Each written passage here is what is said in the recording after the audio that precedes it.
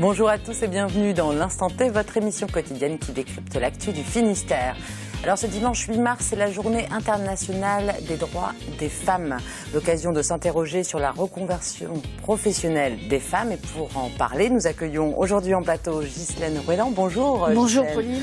Alors après 14 ans de bons et loyaux services dans une entreprise finistérienne, vous avez été licenciée. Aujourd'hui, vous êtes clown, une reconversion originale. Oui. Votre nom de scène, c'est Lady Bigoudi. Ça vient d'où, ce nom? Alors, c'est ma fille Fanny qui... Après une grande cogitation, toutes les deux, a trouvé ça. Et puis du coup, je l'ai gardé. Et puis Bigoudi, Bigoudin, je trouve que ça sonnait bien aussi. Ouais. À vos côtés, Gaëlle Vigouroux. Bonjour Gaëlle. Bonjour. Alors, vous êtes cofondatrice de l'association Entreprendre au féminin et vous œuvrez chaque jour pour accompagner les femmes de Bretagne dans leurs projets professionnels. Quand on parle reconversion professionnelle, les inégalités sont-elles importantes entre hommes et femmes? Les inégalités entre les hommes et les femmes sont importantes, qu'on soit dans l'emploi, qu'on soit en remobilisation professionnelle.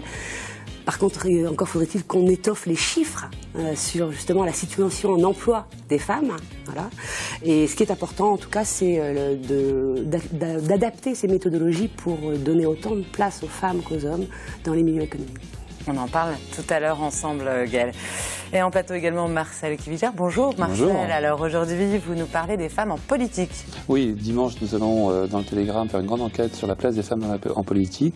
On sait qu'elles ont acquis la parité dans les assemblées, dans les grandes assemblées municipales, départementales, mais elles ont beaucoup de mal à prendre le pouvoir dans ces assemblées, à avoir des présidences, et on va faire un petit point là-dessus. Merci, alors ce sera tout à l'heure dans l'édito. Et puis, comme chaque vendredi, on retrouvera Steven Leroy et sa brève de trottoir, ce sera en fin d'émission. Tout de suite, on démarre avec un point sur l'actualité de ce vendredi 6 mars. Les Bretons amateurs de foot retenaient leur souffle ce jeudi. 3 clubs allaient chercher une place pour les demi-finales de la Coupe de France. Finalement, seul Guingamp continue l'aventure en battant Concarneau 2-1 sur un coup franc à la 92e minute. Quelques réactions à chaud recueillies après le match par David Cormier. C'était au stade du Moustoir à Lorient. On aurait bien voulu continuer. Après, on est content de notre parcours.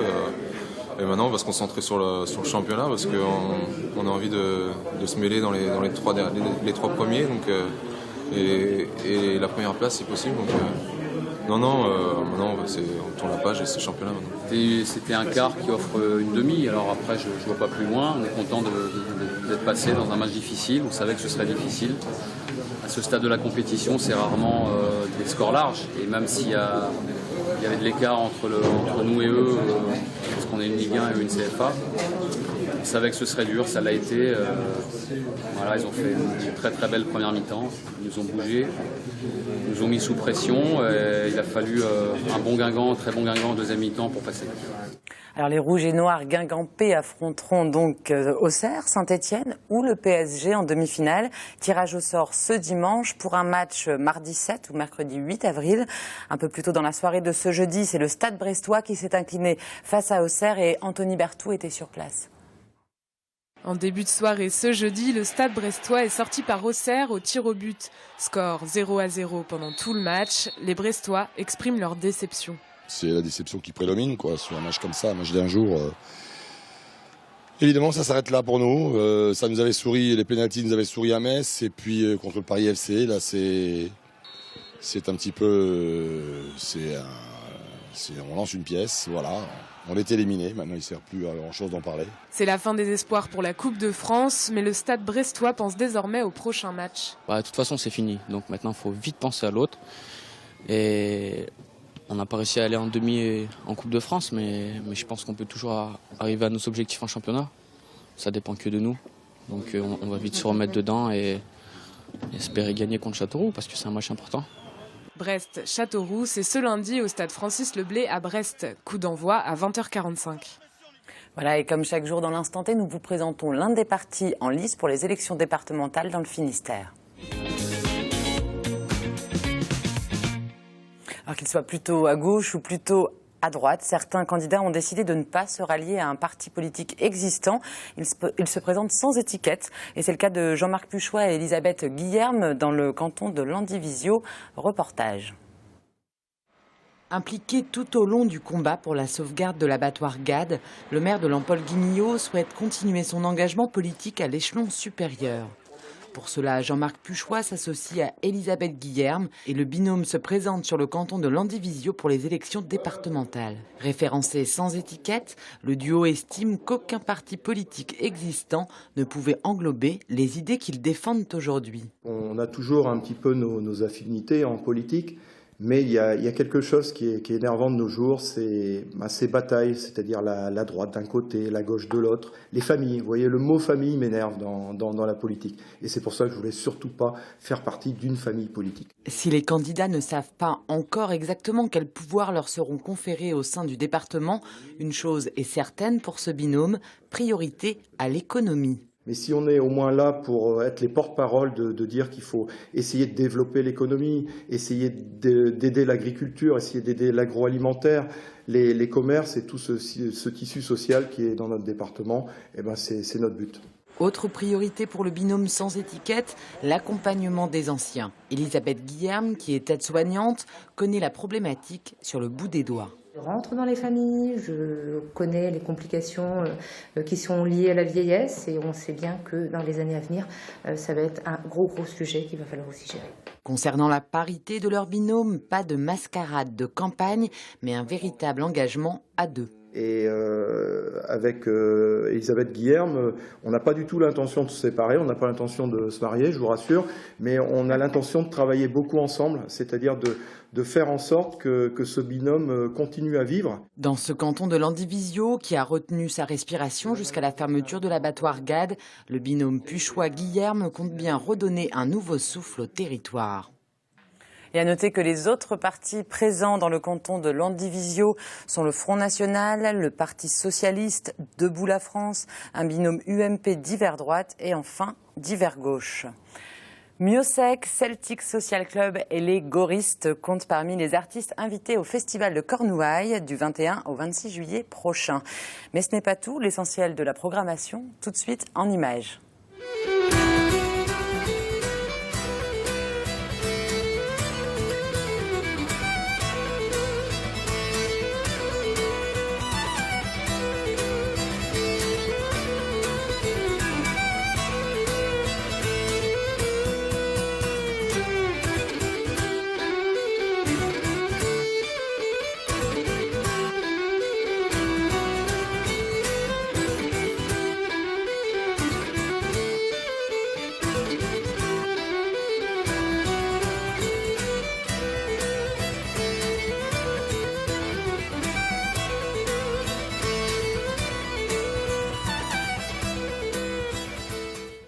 Alors vous l'avez peut-être déjà noté dans votre commune, les rues portent très majoritairement le nom d'un homme et non pas d'une femme. Alors c'est un constat qui fâche très fort la douarneniste Sylvie Contant. Elle a donc décidé de rebaptiser les noms des rues, les rues de la cité des Pennes-Sardines. Et Frédéric Lorenzon sur un récit de Camille Pochet. Féminiser les rues de Douarnenez, un combat dans lequel s'est lancée la comédienne Sylvie Contant, déplorant que la ville des Pennes-Sardines oublie les illustres femmes qui ont fait son histoire.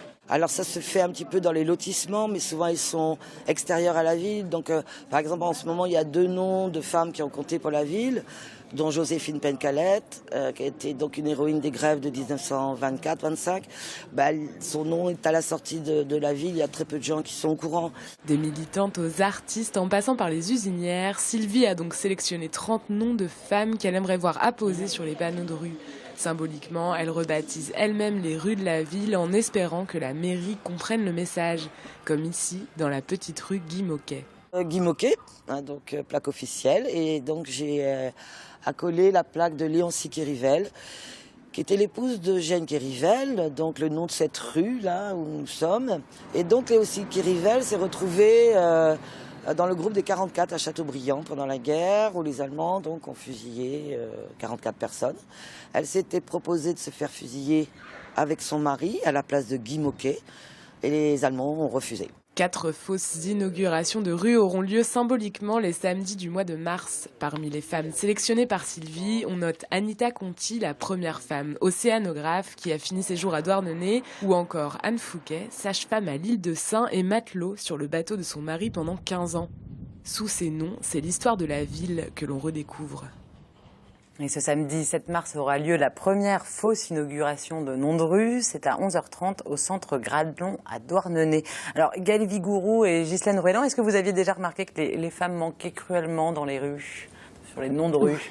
Oui, tout à fait, oui. Il y a des femmes qui ont autant de valeur que les hommes, et pourquoi elles ne sont pas... Pourquoi elles ne sont pas représentées dans les rues, effectivement. Même constat. Je crois que la ville, la politique, beaucoup de choses sont faites finalement par les hommes et pour les hommes. Alors je crois qu'il y a de l'activisme pour en effet faire résorber les déséquilibres, et c'est important.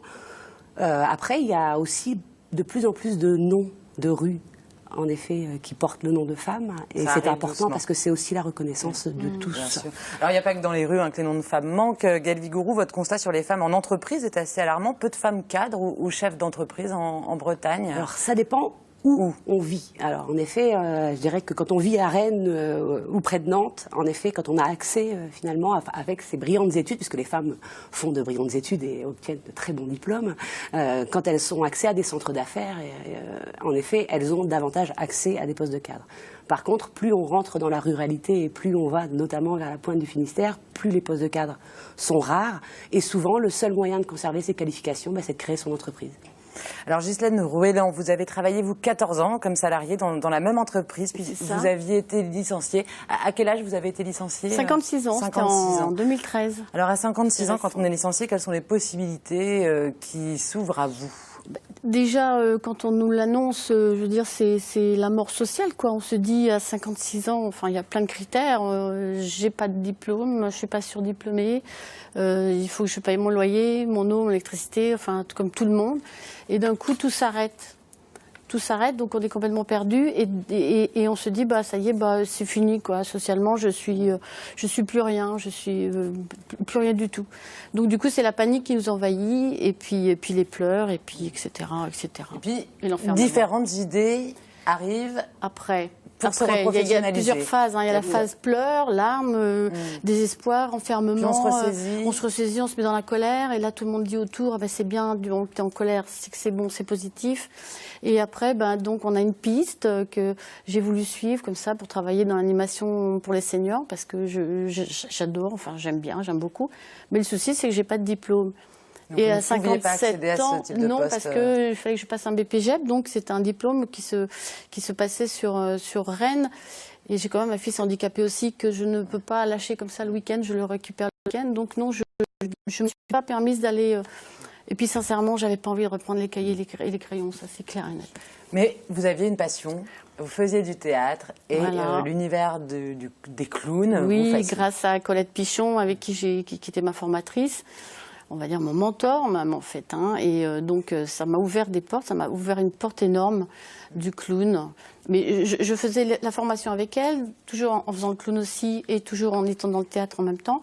Mais j'avais encore pas trouvé la piste du clown en fait. C'est en faisant une scène ouverte en participant à une scène ouverte au centre culturel de l'Octudie que Dominique, qui fait la programmation du Lac, m'a dit mais ça serait peut-être vraiment, j'aimerais bien que tu fasses des ateliers clown pour les enfants et les adultes. Et alors là, le début d'un nouveau métier, l'évidence, le début de l'aventure clownesque. Gaëlle, il y a des secteurs qui recrutent plus les femmes en reconversion professionnelle que d'autres. Ghislaine l'évoquait, il y a des endroits qui sont un peu plus inaccessibles quand on n'a pas de diplôme comme ça.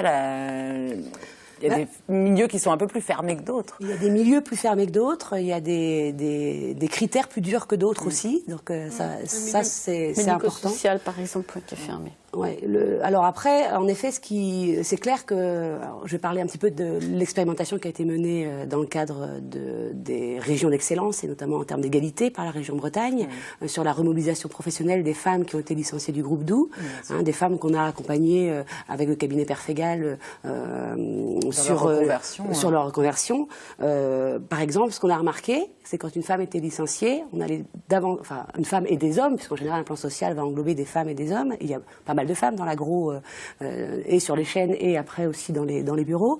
On va plutôt remobiliser, en tout cas s'occuper des hommes, parce que dans l'inconscient collectif, il faut d'abord reclasser les hommes qui ont le salaire principal dans la famille. Mais ça aujourd'hui, alors que ça c'est absolument plus vrai. Voilà, et qu'aujourd'hui on ne prend pas en compte. Donc les méthodes sont encore très anciennes par rapport à il y a un gros retard sur les méthodes de reclassement. Il y a un énorme retard sur les méthodes de reclassement. Après, ce qu'on voit aussi, c'est que quelque part, quelqu'un qui vient de l'agroalimentaire, on va essayer de le reclasser dans l'agroalimentaire. Or, on est bien sur une question de mutation du territoire et à un moment donné, il va falloir que les territoires aussi réfléchissent à leur avenir. Est-ce que quand on mène 80% d'une classe d'âge au bac, par exemple, et aux études supérieures, est-ce qu'on crée de la main-d'œuvre peu qualifiée pour les chaînes de l'agroalimentaire? Alors justement, puisqu'on parle d'agroalimentaire, on a rencontré Joëlle Crène, donc, qui elle est une ancienne salariée qui a été licenciée du groupe GAD, l'abattoir de Lampol-Guimillot. Aujourd'hui, elle a monté son propre établissement, un bar-resto de pain. Donc elle a ouvert depuis un mois et c'est là aussi une belle histoire de reconversion pour cette femme qui a connu d'ailleurs plusieurs métiers. On regarde le reportage de Julie Sicot. Alors, combien de framboises? 3 framboises. Et tout le reste en tas. Dans cette bâtisse du XVe siècle, Joëlle Crène prend les commandes. Un nouveau métier pour cet ex-salarié de l'abattoir GAD. Cela fait un mois qu'elle a ouvert son restaurant à Baudilis. Avec les poutres apparentes, les tables en bois et la cuisine traditionnelle, on est loin, très loin, de l'abattoir et des 35 heures. C'est intense, très intense. Beaucoup de travail, beaucoup d'heures de présence. Mais la clientèle est au rendez-vous. Cuisine, service, avec son employé, elle s'occupe de tout dans son établissement, même des aspects les plus techniques. Là, il faut s'improviser technicienne. La nouvelle machine à cartes vient d'arriver. Bien avoir une formation, oui, parce que les clients, quand ils arrivent manger à midi, c'est rapide. Donc l'addition aussi doit être rapide. L'ex-GAD a investi sa prime de licenciement dans ce projet et ce n'est pas la première fois que Joëlle change de vie. Elle a aussi été attachée médicale ou responsable d'expédition à l'abattoir de Lampol-Guimillot. Avec l'Hermine, son restaurant, elle est revenue à ses premières amours, la restauration, et elle est surtout devenue sa propre patronne. J'ai l'impression qu'en fin de compte, j'ai toujours été un petit peu... j'ai toujours eu un peu l'âme de direction. C'est stressant déjà de prendre une affaire. Il faut faire attention, il faut bien réfléchir. À 52 ans, retravailler ou repostuler dans une entreprise, ça aurait été quand même compliqué. Et le projet de Joëlle n'est pas terminé. Avec le maire de la commune, elle finalise les derniers travaux de l'arrière-salle. Plus de 50 couverts pourront être servis ici. Une reconversion synonyme d'ambition. Alors la création d'entreprises, justement, quand on se fait licencier, est-ce que Gaëlle Bigourou, vous avez l'impression que les femmes licenciées ont plutôt envie de ne plus être salariées et d'avoir leur propre, soit en freelance ou leur propre entreprise? Je crois que le vécu salariat et vie de femme, déjà, il y a énormément de déséquilibres et de difficultés à allier la vie de famille, le travail, les horaires décalés parfois, donc c'est compliqué. Après, l'âge, la transition, 40, 50 ans, quand on est licencié, c'est aussi le moment de réfléchir et de se dire, voilà, est-ce que j'ai le droit d'écouter la petite lumière qui brille en moi? Moi, j'entends Joëlle Crène et j'entends qu'elle dit, en fait, j'ai toujours eu envie d'être ma propre patronne. Mais elle ne s'est jamais autorisée à l'être avant. Parce qu'il y a une forte présence sociale, une prise de risque, parce qu'il y a un rapport à l'argent qui est un peu différent. Ça aussi, vous l'avez peut-être ressenti dans votre parcours. C'est comme le théâtre avec vous. Hein. Oui, voilà, pareil, oui, non, c'est quand même assez compliqué d'être aussi auto-entrepreneur. Donc moi, c'est pas forcément une voie vers laquelle je vais. Je suis plus vers le porteur, en fait, les porteurs de services. Mais je suis en ce moment en train de réfléchir là-dessus, justement, parce que je vais avoir de plus en plus, j'espère, de stages et d'animation enfants. Et il va falloir que je trouve une solution, parce que je ne vais pas rester indéfiniment non plus avec les porteurs de services. Mais faire de sa passion son métier, et c'est bien pour la reconversion professionnelle, c'est justement vers ça qu'il faut aller, à quelque chose qui nous porte. Au contraire, c'est un risque qu'on prend. Alors si vous entendez un peu les deux. Tous les experts de la création d'entreprise vous diront on ne crée pas par passion. Eh ben les femmes, elles créent par passion. Elles créent pour faire. Elles créent pour faire quelque chose comme elles l'entendent, comme elles n'ont jamais pu le faire dans le salariat. Donc c'est pour ça qu'on retrouve beaucoup les femmes sur l'innovation sociale, sur des professions en effet, la culture, dans même l'éducation parentale. Vous avez des magnifiques projets comme Lily Roulotte par exemple, librairie, jeunesse, itinérante et accompagnement parental. Les femmes portent des projets fous, et des projets qui ne rentrent pas dans les cases. Et c'est bien pour ça qu'il faut adapter l'accompagnement pour entendre que les motivations ne sont pas les mêmes. Donc la réponse en termes d'accompagnement doit être aussi adaptée et différenciée. Le plus difficile, les freins à la reconversion professionnelle des femmes, c'est quoi? Alors, si on cherche du salariat, dire l'âge est discriminant, mais si vous regardez la vie des femmes, elles n'accèdent pas avant 30 ans à des postes d'encadrement, parce qu'avant, il y a le risque d'enfant, la maternité qui va être bloquante. Elles vont avoir une espèce de moment de gloire. Il y a toujours quelque chose de compliqué en fait dans la carrière d'une femme. Il y a toujours un frein à l'embauche. C'est toujours compliqué. C'est terrible. Et sachant qu'on sait aussi que les femmes à plus de 50 ans, elles sont peut-être dégagées des obligations familiales de leurs enfants, mais elles prennent le relais avec leurs parents. Donc de toute façon, il y aura toujours quelque chose de compliqué. D'où l'importance d'adapter et de s'adapter non pas à une typologie de personnes, mais à la moitié de la population. C'est là où il y a un vrai déséquilibre, c'est que finalement, les aides, la mentalité, les représentations qu'on a de l'entrepreneuriat, elles sont des représentations masculines, et il y a en effet quelque part un sexe dans l'entrepreneuriat, dans l'économie. Beaucoup de travail encore à faire du côté de la reconversion professionnelle des femmes. On va terminer ensemble. Juste votre actualité, Gisèle, je crois qu'il y a des stages à l'Octudie. Oui, déjà là, il y a le 4 et 5 stages adultes. C'est le premier stage adulte que je fais en Pays Bigoudin, donc il commence à y avoir de la demande. Donc c'est intéressant. C'est l'initiation qu'on va faire là le 4 et 5 avril, c'est un week-end. Et donc et après pendant toutes les vacances scolaires, je fais de toute façon les 2 semaines à chaque fois pour les enfants. Voilà. Parce que les enfants, hier j'ai quitté mon dernier groupe, juste un clin d'œil, j'ai quitté mon groupe d'enfants au temps périscolaire.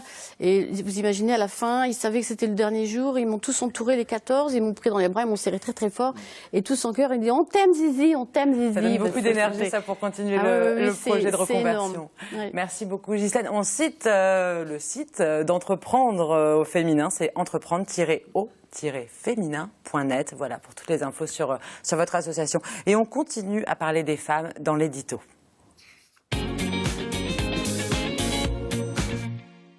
Voilà Marcel, on continue donc à parler des femmes en politique. C'est un peu le même problème en politique que dans les entreprises. C'est-à-dire que les femmes sont rentrées en politique pratiquement dans toutes les assemblées. Elles sont comme dans les entreprises au travail, mais elles ont un mal fou à accéder aux responsabilités. Elles ont du mal à rentrer en encadrement. Et c'est un peu la même problématique. On s'est rendu compte que dans les conseils généraux, dans les conseils régionaux, il n'y a pratiquement pas de présidente. Il y a des vice-présidentes, il y a des responsables de commission. Au niveau des présidents, c'est difficile. Pour la première fois, les élections départementales qui vont se dérouler en fin du mois vont élire une parité totale. On va avoir une parité absolue. Parce que c'est obligatoire. C'est obligatoire. C'est la loi qui l'a rendu obligatoire. Le vrai enjeu qu'on va voir aussi, c'est est-ce que pour autant il va y avoir des présidences féminines qui vont arriver. Et dans le Finistère probablement. C'est un des rares départements où il y a 2 têtes de liste, tant de gauche que de droite, qui peuvent accéder à la présidence. Mais c'est un cas quasi unique. Il faut dire aussi que le Finistère est très en avance sur la représentation féminine en politique, avec en gros la moitié des députés sont femmes en Finistère depuis déjà bientôt une dizaine d'années. Et il y a des maires comme à Morlaix, comme à Châteaulin, il y a traditionnellement des maires dans les villes moyennes en Finistère qui sont féminines. Mais le Finistère est un peu un exemple, et c'est un peu un cas atypique, il le sera probablement pour l'élection départementale. Bon, c'est toujours agréable de voir qu'on est dans un département qui marche plutôt dans le bon sens de ce côté-là avec les femmes. Merci beaucoup Marcel, et tout de suite c'est la brève de trottoir de Steven Leroy, qui lui ne s'intéresse pas que aux femmes, mais aussi aux trams.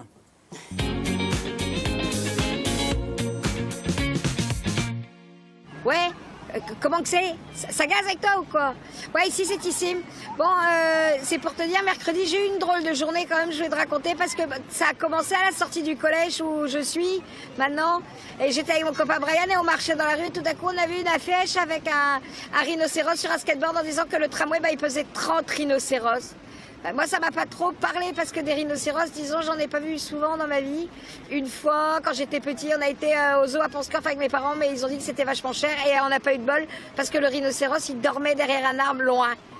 Donc forcément, je me suis dit, tiens, s'ils avaient mis ça plutôt en poids de glabousse, glabousse c'est mon chien, et s'ils avaient mis ça en poids de glabousse, au moins on aurait su combien le tram pesait, quoi, parce qu'en rhinocéros, disons, ici, il n'y en a pas trop, et c'est comme ça que je suis rentrée à la maison, et là, mon père, il avait un double décimètre dans les mains. Alors moi, je n'ai pas très bien compris ce qu'il faisait avec un double décimètre dans les mains. Ma mère, elle rigolait au moins tant que tant. Et l'autre, il disait, ouais, je te garantis, c'est de la triche, tout ça, c'est de la triche. J'ai essayé de savoir de quoi il en retournait, mais disons, ça a été assez tordu parce qu'ils m'ont dit qu'il y avait une étude qui montrait combien le zizi des hommes, il mesurait. Et ça, alors au moins, tout le monde en parlait. Le grand Struyu avait pris une claque parce qu'il avait eu plus de points au double décimètre que mon père. Et moi, j'ai dit, au grand Struyu, t'as pas le droit de mettre des claques parce que maintenant, c'est interdit de mettre des claques. Et aussi, j'ai pris une. Et moi-même, je suis après allée avec mon maître ruban et j'avais moins que mon père, donc ça l'a rassuré. Ça a bien fait rigoler maman et mon père, il a dit, au moins, ça lui servira à quelque chose de rigoler, c'est pas tous les jours. Et vu que c'est la journée de la femme, c'est bien pour elle. À part ça, mais vraiment à part ça, nous sommes charmés. Voilà, c'était Stéphane Leroy. Merci beaucoup, mesdames, d'être venues en plateau. Merci, Marcel, aussi d'être venu. Nous, on se retrouve lundi à la même heure. Et d'ici là, passez un excellent week-end sur TBO. Ciao.